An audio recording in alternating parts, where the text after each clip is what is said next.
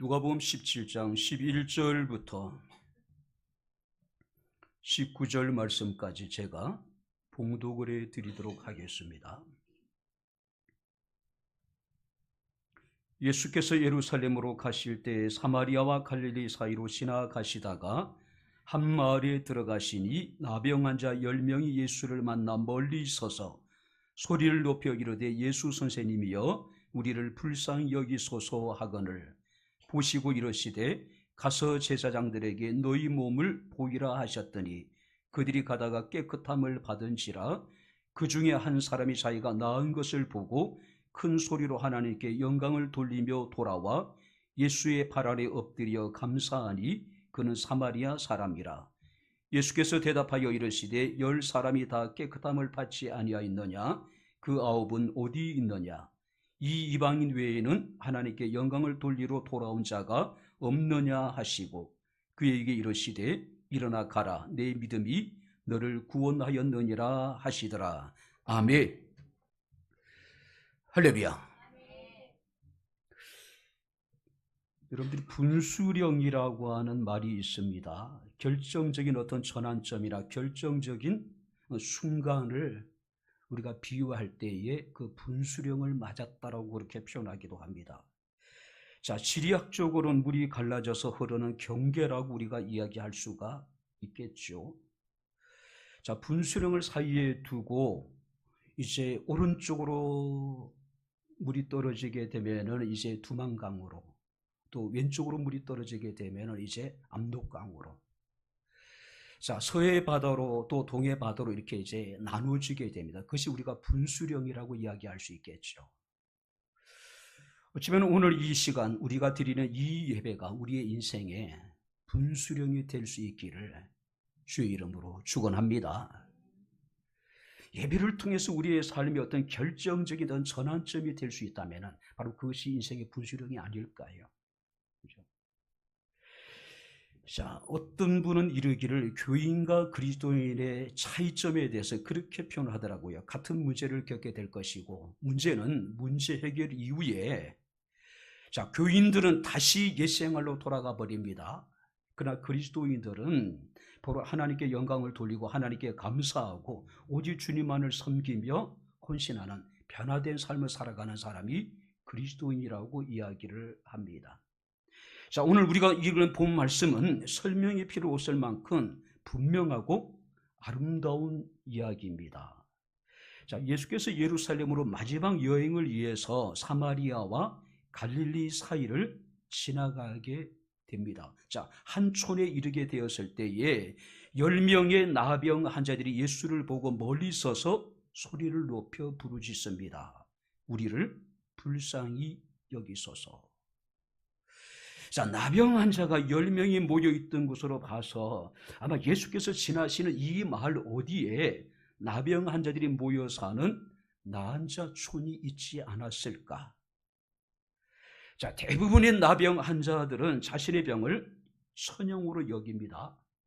자, 그렇기 때문에 그들은 자신의 삶을 포기하고 지옥 같은 하루하루를 살아가게 됩니다.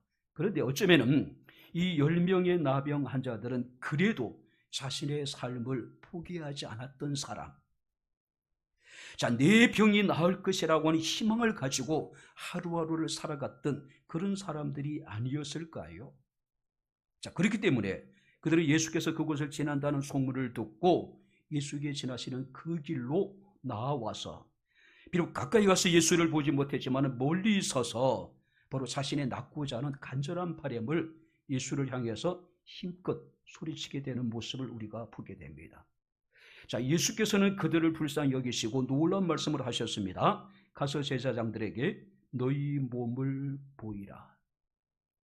자, 일반적으로 예수의 치료 과정을 보게 되면 손을 얹기도 합니다. 병의 치유에 대해서 선포하기도 하셔요. 근데 성경을 보게 되면 그들에게 손을 얹어 기도하지도 않으셨습니다. 나를 믿느냐라고 그들에게 질문하지도 않으셨습니다. 그냥 가서 제사장들에게 너희 몸을 보이라고 말씀합니다. 바로 예수께서는 그들의 믿음을 보기를 원하셨던 것이지요. 자, 그들은 예수의 말씀대로 제사장을 향해서 출발했고 그 과정에 그들이 모두가 다 깨끗함을 받았다고 성경에 기록하고 있습니다. 그들이 가다가 깨끗함을 받은지라. 근데 성경을 보게 되면은 10명이 다 깨끗함을 받았음에도 불구하고 오직 한 사람이 자기의 나은 것을 보고 큰 소리로 하나님께 영광을 돌리며 돌아와 예수의 발 아래 엎드려 감사하니 그는 사마리아 사람이다. 자, 나병을 치유받은 사람들은 분명히 10사람 전부였습니다.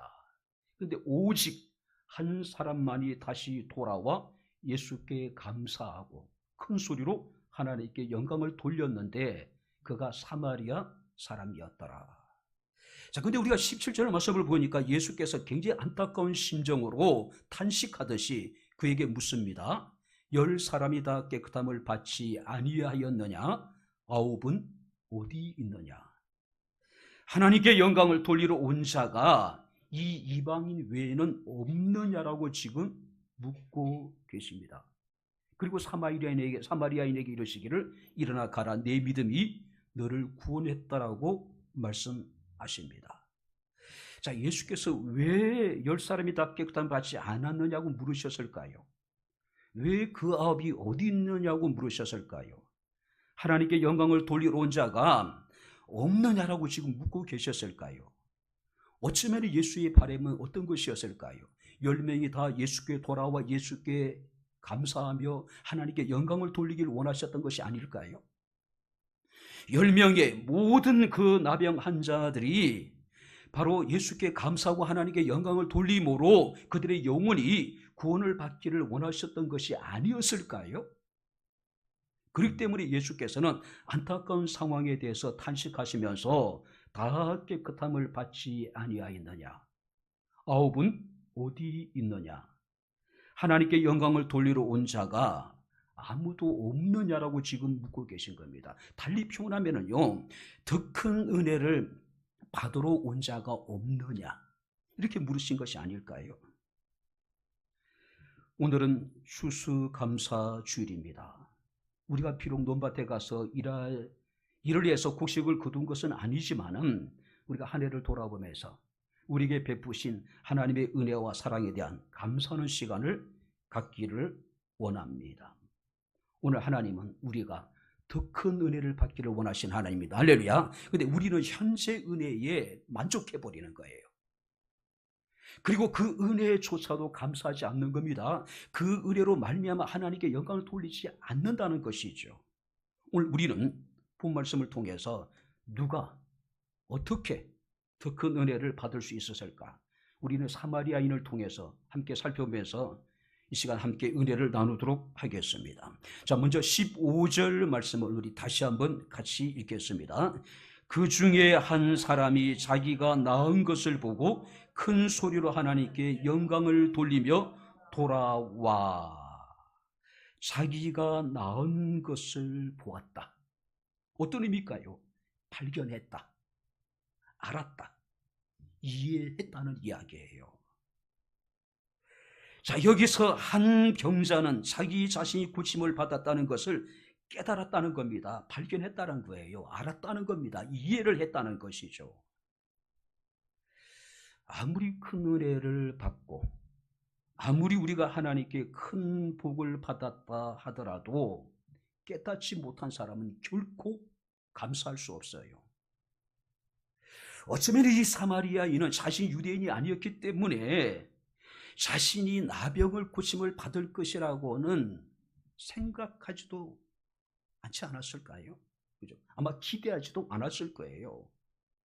그런데 예수의 말씀에 순종하여 자신의 몸을 제사장들에게 보이기 위해서 달려가던 과정에 그는 자신의 몸에 이상이 일어났던 것을 깨달았습니다. 발견했어요.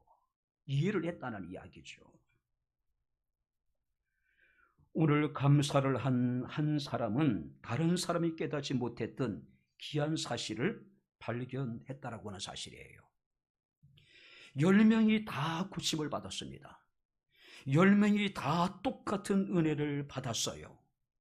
그런데 그것을 깨달은 사람은 단 한 사람이었다는 것이죠. 그만이 돌아와서 예수께 감사했다라고 하는 사실입니다. 우리 주변을 보게 되면은 은혜를 받고도 깨닫지 못해서 감사하지 못하는 사람들이 많이 있죠. 또 은혜를 받았음에도 불구하고 깨달았음에도 불구하고 감사치 않는 사람들이 얼마나 많은지 몰라요.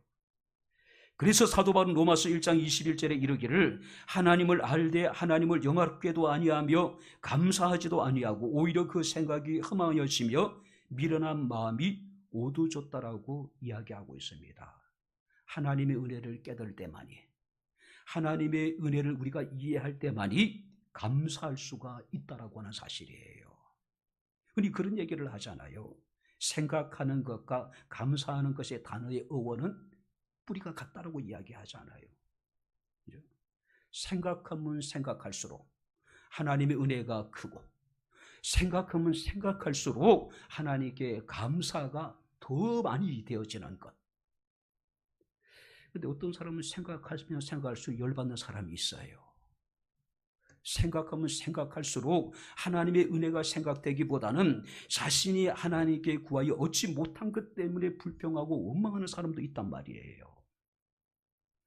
생각하면 생각할수록 하나님의 은혜가 더욱더 감사하고, 생각하면 생각할수록 하나님께 더 큰 영광을 돌릴 수 있는 우리 모두가 될 수 있기를 주의 이름으로 축원합니다.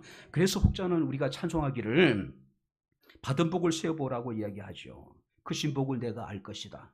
받은 복을 세어보아라. 주의 크신 복을 내가 알게 될 것이다. 감사는 훈련이 필요한 감정이에요. 내가 어느 날 갑자기 감사해야 되겠다 해서 감사되는 건 아니에요. 끊임없는 반복된 훈련과 연습을 통해서 우리는 하나님 앞에 감사할 수 있는 거예요. 운동선수들이 자신이 훈련하고 자신이 연습한 것이 완전히 몸에 배일 때까지 훈련을 거듭하지 않아요. 감사도 그래야 된다는 것이죠.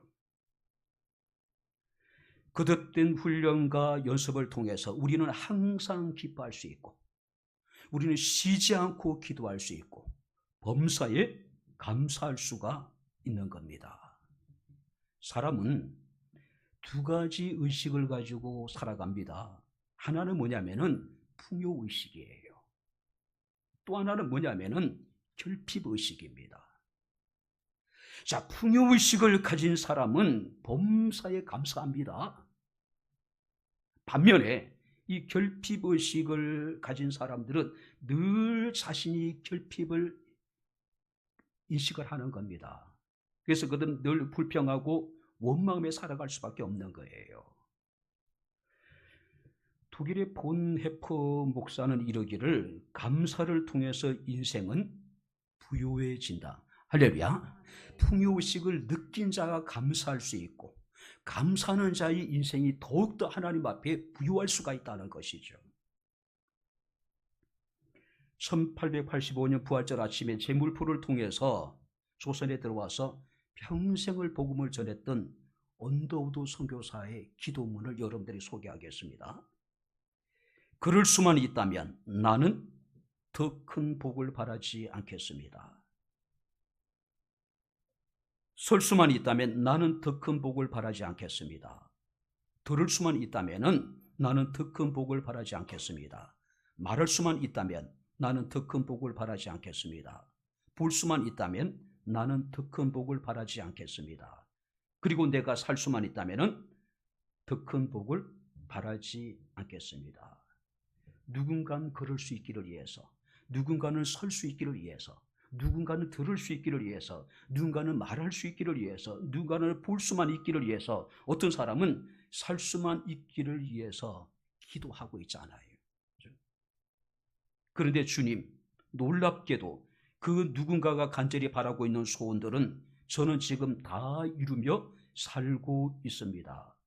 그리고 누군가가 간절히 원하고 있는 기적들도 지금 다 체험하고 있습니다. 그렇기 때문에 부자가 아니어도, 빼어난 외모가 아니어도, 지혜롭지 못해도 오늘 제 삶에 감사하며 살겠습니다.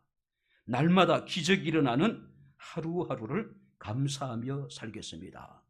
그리고 어떻게 사는 것이 행복하게 사는 것이지 고민하지 않고 순간순간마다 얼마나 행복한 사람인지 깨달으며 살겠습니다. 살아있음이 하나님의 은혜입니다. 할렐루야. 여러분들이 살아있음이 다른 누군가가 간절히 소원하고 바라는 여러분들이 기도 제목이에요. 우리는 그 삶을 지금 영위하고 있잖아요. 그렇죠? 일상의 생활 속에서 평범하고 당연한 것들이 정말로 소중한 가치가 있는데 우리는 그것을 하찮게 여기는 겁니다. 보잘것없는 거 여기는 거예요. 당연한 것으로. 그래 감사하지 않은 겁니다. 하나님 영광을 돌리지 않는 거예요.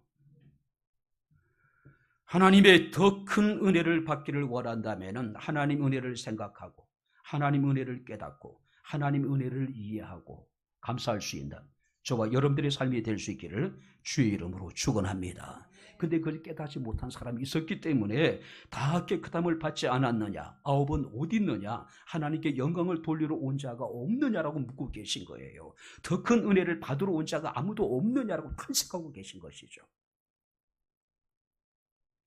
두 번째 말씀을 보시기 바랍니다. 17절을 같이 읽겠습니다. 예수께서 대답하여 이르시되 10사람이 다 깨끗함을 받지 아니하였느냐?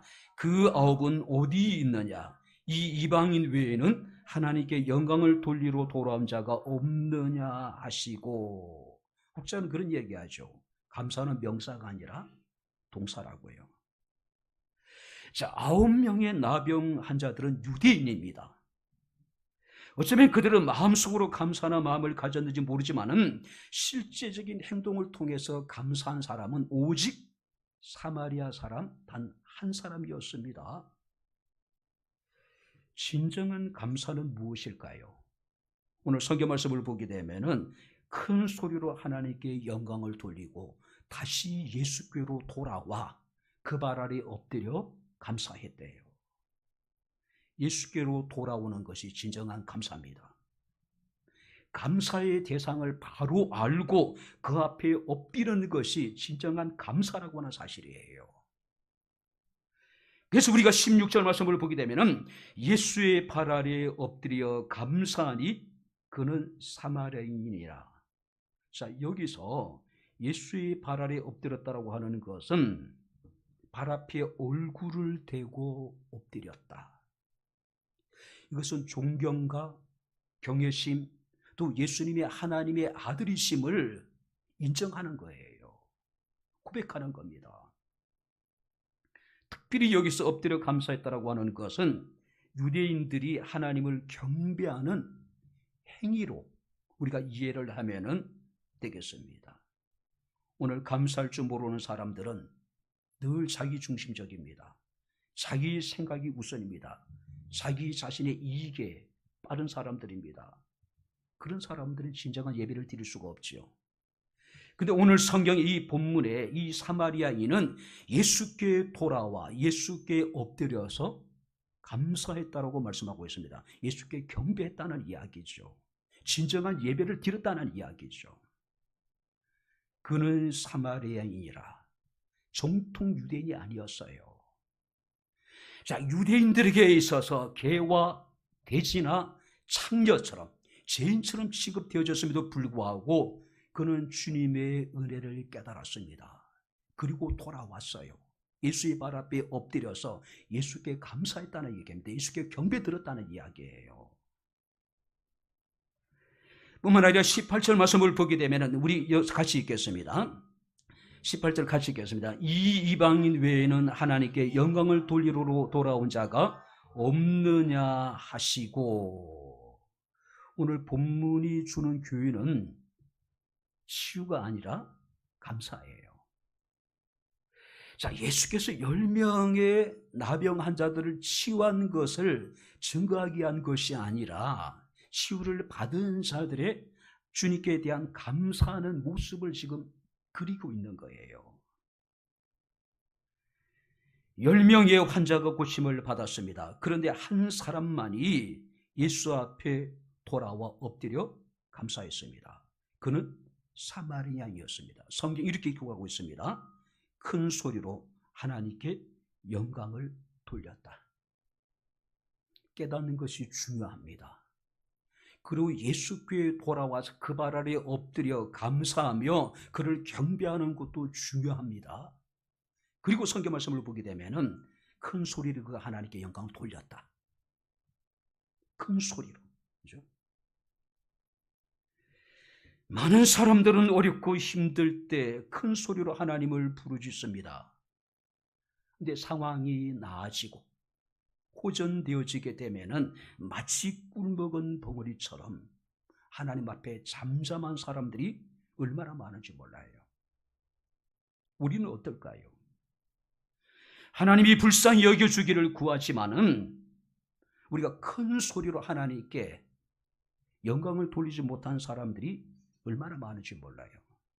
그래서 염세주의 철학자였던 니체는 이런 이야기를 합니다. 기독교인들의 믿음은 지팡이에 불과하다. 굉장히 기분 나쁜 이야기예요. 물론 니체 자체가 불신자죠. 신은 죽었다라고 외쳤던 인물이잖아요. 근데 우리 그리스도인의 믿음을 평가절하 합니다. 지팡이와 같다. 무슨 얘기일까요? 어렵고 힘들 때는 지팡이를 의지하는 것처럼 주님을 의지하지만은 상황이 나아지게 되면 지팡이를 버려버린다는 것이죠. 좀 기분 나쁜 이야기지만 이게 오늘 우리의 모습이 아닐까요? 우리의 현실이 아닐까요? 그죠?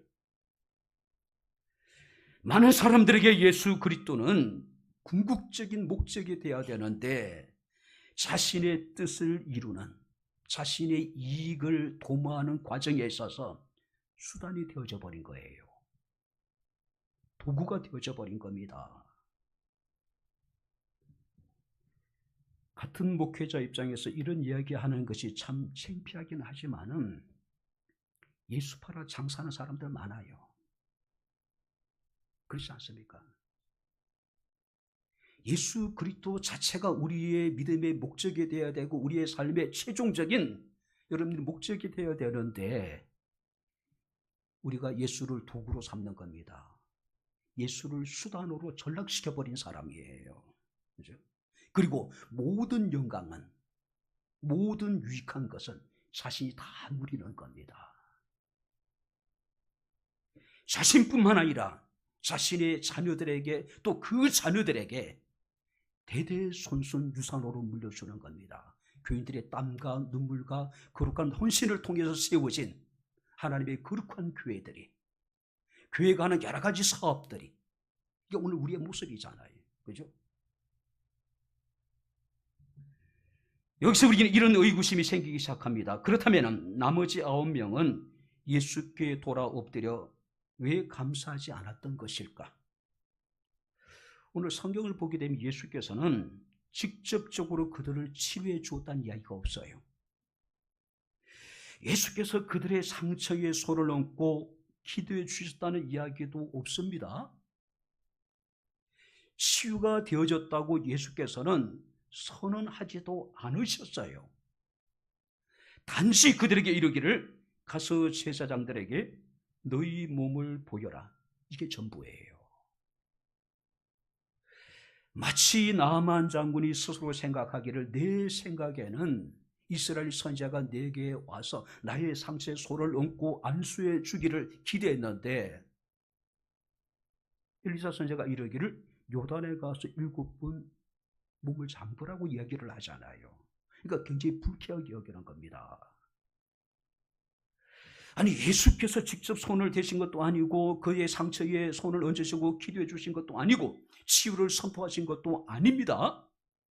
우리가 이 말씀을 보게 되면은 딱히 예수께서 그들의 병을 고쳤다라고 생각이 안 들 수도 있지 않을까요? 어쩌면 이것이 9명의 유대인 나병 환자들이 이런 생각을 한 것이 아닐까? 자신이 병이 나음을 받았을 때 우연히 나았다라고, 나을 때가 되어서 나았다라고, 굳이 예수님이 내 병을 고쳐준 것이 아니라고 그들은 생각하지 않았을까요? 문제 해결을 위해서는 소리를 높여 간절히 애원을 했는데 막상 문제가 해결되니까 그들의 생각이 바뀐 겁니다. 완전히 바뀌어버린 거예요. 그죠? 감사하는 은혜를 발견하고 예수께 돌아와서 그에게 영광을 돌리는 것이 진정한 감사입니다. 그러나 10명 가운데 10분의 1이에요. 단 한 사람만이 자신에게 일어난 놀라운 기적을 깨달았습니다. 그것이 주님의 은혜임을 이해를 했어요. 그리고 가던 길을 돌이켜서 예수께 돌아옵니다. 그 발 아래 엎드려서 예수께 감사하고 있어요. 큰 소리로 하나님께 영광을 돌리고 있는 겁니다. 이제 말씀을 마치도록 하겠습니다. 예전에 기독교 방송에서 윤인수 목사님의 간증 드라마가 이렇게 이제 방송되었던 적이 있습니다. 자, 중병으로 앓아 누워 있는 그 어머니를 간병하기 위해서 어린 이제 이 윤인수가 어린 소년 시절부터 길거리 나가서 신문을 팔고 구두 닦기를 해요. 근데 앞을 보지 못하는 어린 소년이 물론 친구들이 도움을 받긴 했지만 신문을 팔고 구두를 닦는 것은 쉬운 일이 아니잖아요. 일 자체도 힘들지만은 장애인을 바라보는 사람들의 그 차가운 시선들 얼마나 견디기 힘들었을까요? 그냥 열심히 일을 했습니다. 어느 날 이제 자신이 번 돈을 가지고 집으로 돌아왔습니다. 그 돈을 고스란히 자신의 어머니 앞에 내놔요. 어린 앞을 보지 못한 불쌍한 아들이 사람들의 멸시, 천대를 받으면서 열심히 일해서 벌어온 그 돈을 앞에 놓고 아이의 등을 두드리며 수고했다. 우리가 먼저 하나님 앞에 11조를 떼자라고 이야기를 해요. 그때 이 소년, 이 윤인수가 그냥 막 그 어머니의 모습을 이해할 수 없는 거예요. 그죠? 11조는 무슨 11조입니까? 도대체 하나님께서 우리에게 해준 것이 뭐가 있다고? 나의 눈은 멀게 하고 엄마는 병들게 하고 공산당에 쫓겨 피난민은 신세가 되었고 재산도 다 빼앗기게 한 그런 하나님께 무슨 11조를 내라는 것입니까? 그냥 방방 뜨는 겁니다. 그죠? 그때 그 어머니가 어린 아들의 손을 꼭 잡고 인수야, 고향을 잃어버린 것도 한스럽고 집을 잃어버린 것도 원통하고 건강을 잃어버린 것도 서러운데 하나님까지 잃어버리고 믿음까지 잃어버린다면 우리에게 뭐가 남겠느냐. 그것이 어린 윤인수에게는 큰 그 삶의 어떤 그 분수령과 같은 여러분들이 계기가 되었다는 것이죠. 다 잃어버리고 하나님까지 잃어버리고 우리 믿음까지 잃어버린다면 우리에게 남는 것이 뭐가 있겠냐는 이야기죠. 10명의 나병 환자들은 모두 예수님으로부터 깨끗함을 받았습니다. 같은 은혜를 받았습니다. 어쩌면 10명에게 있어서는 인생의 분수령이 될 만한 놀라운 사건이었습니다. 그런데 오직 한 사람만이 그 영혼이 구원을 받게 되었음을 우리가 봅니다. 나머지 9은 어떻게 되었을까요? 성경에 흔적도 없이 그들은 사라져 버립니다. 왜 그랬을까요? 그들은 육체적인 질병은 치료받았음에도 불구하고 바로 그는 예수님을 더 이상 만나지 못했기 때문에 그래요. 아까 말씀드렸듯이 이번 여행이 예수님이 예루살렘의 마지막 여행이에요. 그들이 돌이켜서 예수를 찾았다 하더라도 더 이상 그들은 예수님을 만날 수 없었기 때문에 그렇다는 것이죠.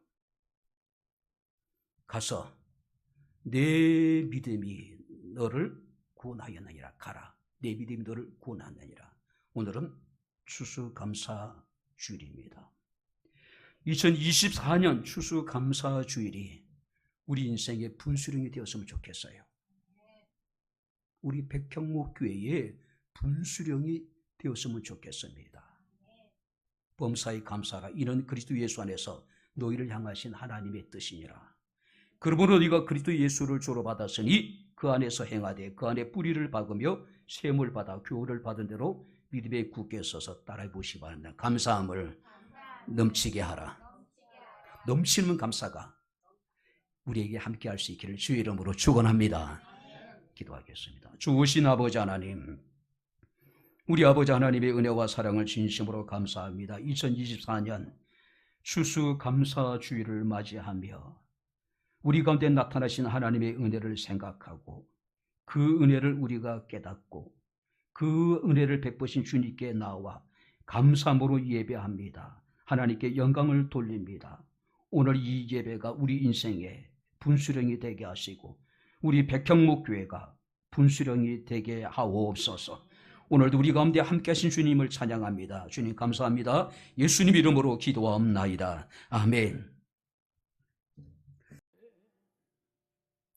이제는 우리 주 예수 그리스도의 은혜와 하나님의 크신 사랑과 성령님의 교통 교제의 제 충만 역사 인도하심이 하나님의 베푸신 은혜를 깨닫고 주께 감사하며 평생의 삶 가운데 주께 영광을 돌리기를 원하는 백향목교회 사랑하는 모든 성도들 머리머리 위에 저들의 가정과 직장과 사업장과 이 교회와 이 나라 이 민족 위에 지금부터 영원토록 함께 있을지어다.